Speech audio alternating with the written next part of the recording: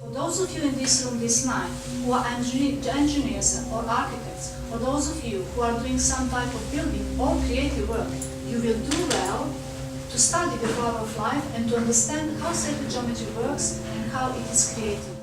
When I was a teenager, I was in a monastic community, and most of the older orders insisted on an alignment of the mind to spiritual science. All of this is livened up by the speech on sacred geometry, and I found it fascinating.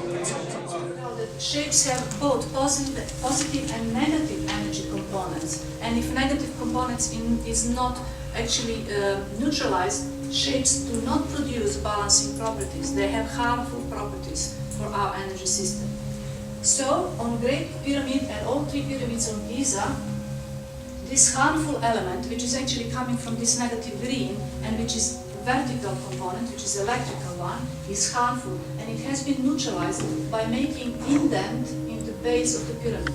Even though we all believe that the base of the pyramid is square, it's actually not square because it's been indented by 0.5 degrees. See here, it's not a straight line, it's 0.5 degrees here, so it's actually sort of octagon.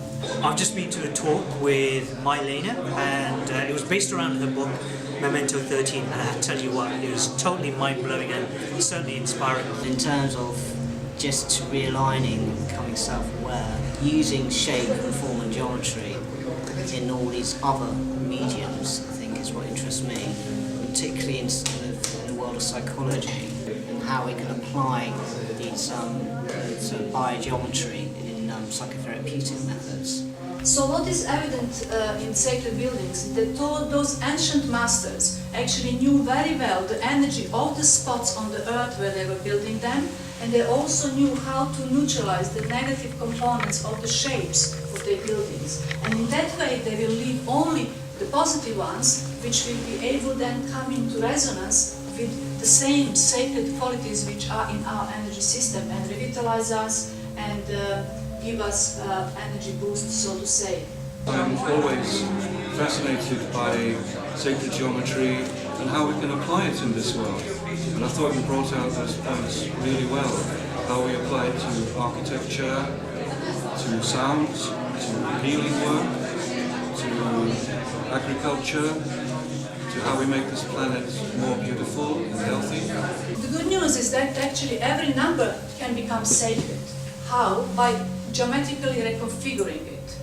Any shape in which two sides relate to one another to 5 is called golden. This is golden rectangle, which means if I divided this distance on the bigger side with the smaller one, I will have 1.618. And pentagram is when we draw diagonals of the pentagon, we got this star. And this star or pentagon is actually like a storehouse of golden proportions, or actually every triangle which you see there, which is gray, is golden triangle. We can see it here. This is golden proportion, see? In smaller details, if you want to calculate the size of this part of the finger, we take this length of this one and multiply by 1.618.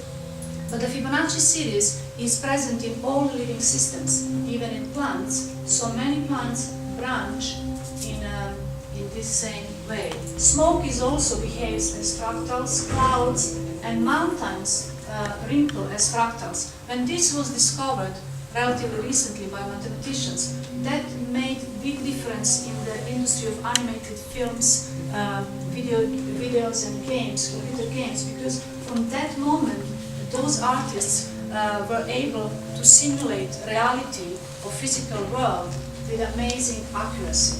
I just come away from Mylena's talk really inspired by her interpretation of sacred geometry and all her research and her beautiful book and all the artistry in it, and the artwork is really beautiful, and explanation of Fibonacci, the circle of life, consciousness, the division, the yin and the yang. They're inspired to go on and do my own research on the healing within the geometry and the power of the word. I think the most fascinating thing for me is looking at the flower of life symbol, of which I have one around my neck, and finding this sort of perfect form, how we can incorporate that into practice, into our lives. So is this all by chance that all these natural phenomena is so much related to some mathematical rules? Fractals help us actually to find out that even irregular shapes, seemingly irregular shapes,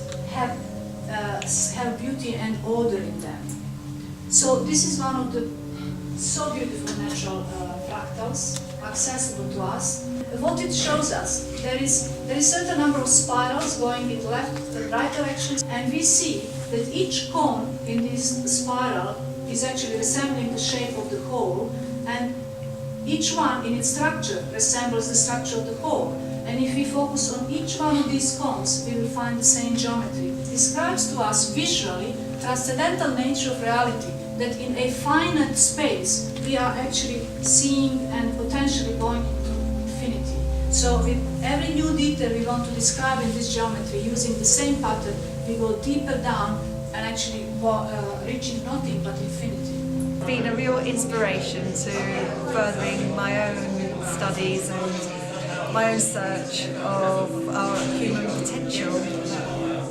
What was most interesting for me was how she was able to use mathematics and sacred geometry to show how we all are connected at the very, very deepest level. And I'll tell you what, once you've read the book or once you've heard her talk, you will never again believe you and I are separate or any human separate.